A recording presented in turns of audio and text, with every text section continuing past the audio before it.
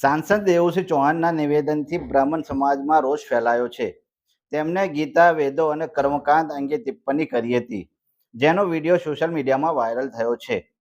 જેમાં તેમણે કહ્યું હતું કે કર્મકાંડની વાતો સમાજને બીજી દિશામાં દોરી જાય છે. આ નિવેદનને બ્રાહ્મણ સમાજ અને સનાતન ધર્મનું અપમાન ગણાવી સમાજના આગેવાનોએ તેનો વિરોધ કર્યો છે અને માફીની માંગણી કરી છે.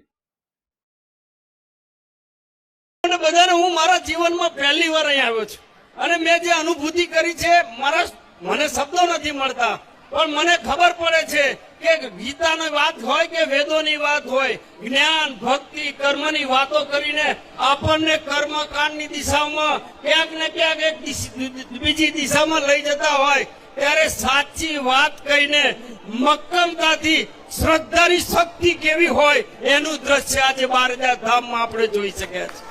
આ શ્રદ્ધાની શક્તિના કારણે થયું છે, કોઈ અંધશ્રદ્ધાની શક્તિ નથી.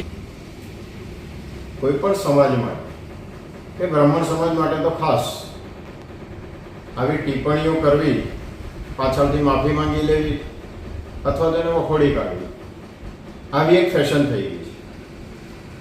પણ જ્યાં સુધી દેવુસિંહભાઈને લાગે વળગે છે ત્યાં સુધી હું પોતે એમને એક વિદ્વાન સન્માનીય વ્યક્તિ સમજતો હતો અને સમજુ છું.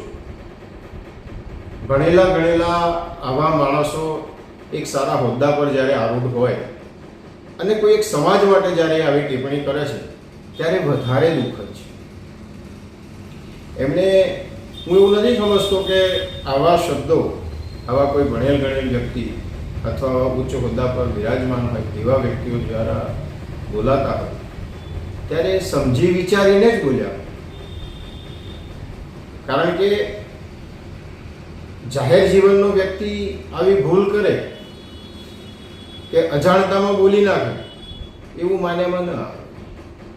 એ સંજોગોમાં હું દેવુસિંહભાઈને કહું છું કે તમને જો એવું લાગતું હોય કે બ્રાહ્મણો અંધશ્રદ્ધા ફેલાવે છે, બારેજામાં શ્રદ્ધા હતી, તો આપશ્રી પોતે, આપનો પરિવાર અથવા આપના શુભેચ્છકો જે આપની વાત માનતા હોય એમને આપ બેધડક કહી શકો છો કે આપના ધાર્મિક કાર્યક્રમોમાં બ્રાહ્મણોને ના બોલાવશો.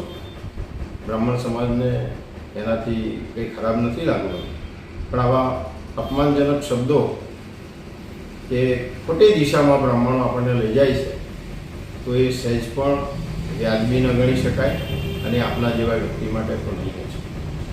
વાત છે જ્યારે વેદો, પુરાણો કે ઉપનિષદો, તો એને ચેલેન્જ કરવાની દેવુસિંહભાઈ તાકાત કાળા માથાના પામર માનવી પાસે ક્યારેય નથી. જય મહાદેવ.